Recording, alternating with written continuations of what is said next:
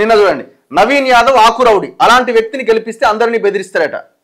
ఇది జనాలు జూబ్లీహిల్స్ నియోజకవర్గ ప్రజలు ఏమన్నా రిసీవ్ చేసుకుంటారా ఈ పదాన్ని? ఆకురౌడి అట. ఆకురౌడి, ఇప్పుడు నవీన్ యాదవ్ ఆకురౌడి అని అంటుండు కదా కేటీఆర్.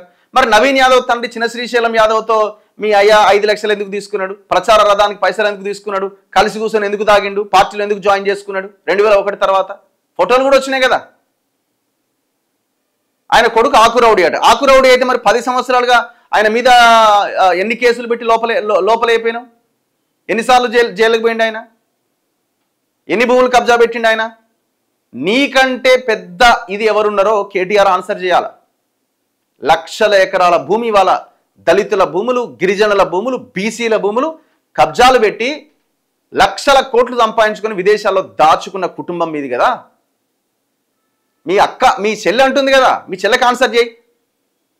మీ చెల్లె అంటుంది కదా మొత్తం ఆగమైపోయింది రాష్ట్రం అని, క్షమాపణ కోరుతున్నామని కూడా చెప్పింది కదా మొన్న. ఉద్యమకారులకి, తెలంగాణ అమరవీరుల కుటుంబాలకి క్షమాపణ అని చెప్పింది కదా.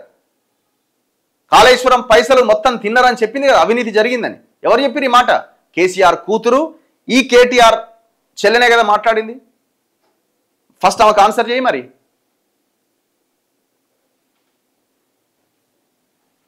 మనోడికి ఒకటి రాసేస్తాడు, ఎవడో వెనకాల ఉంటాడు, ఆ ప్రాస కోసం ఏదో ఒకటి రాస్తాడు, నేను మొన్న లాస్ట్ టైం ఒక వీడియో చేసిన, నువ్వు ముఖ్యమంత్రివా బోటి కొట్టేటవనివా అని అంటే నేను దానికి చెప్పిన, బోటి మరి ఆ 1,20,000 ముస్లిం ఓట్లు ఉన్నారు, వాళ్ళే ఉన్నాయి మటన్ షాపులంతా, నువ్వు ఎవరిని ఉద్దేశించి అంటున్నావు అని. కథం కదా ఆపేసిండు. ఇక ఏమన్నా అంటలేడు కదా.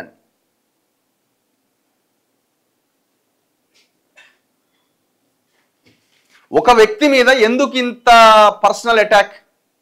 నువ్వు ఎలక్షన్స్లో నువ్వు విధానాల మీద మాట్లాడు. కాంగ్రెస్ ఇది ఇవ్వలేదు, అది ఇవ్వలేదు చెప్పు, ప్రజలను ఒప్పించు, నమ్మించు, ఓట్లు తీసుకో. నువ్వు చేసిన తప్పులకు కూడా ప్రజలకి సమాధానం చెప్పు.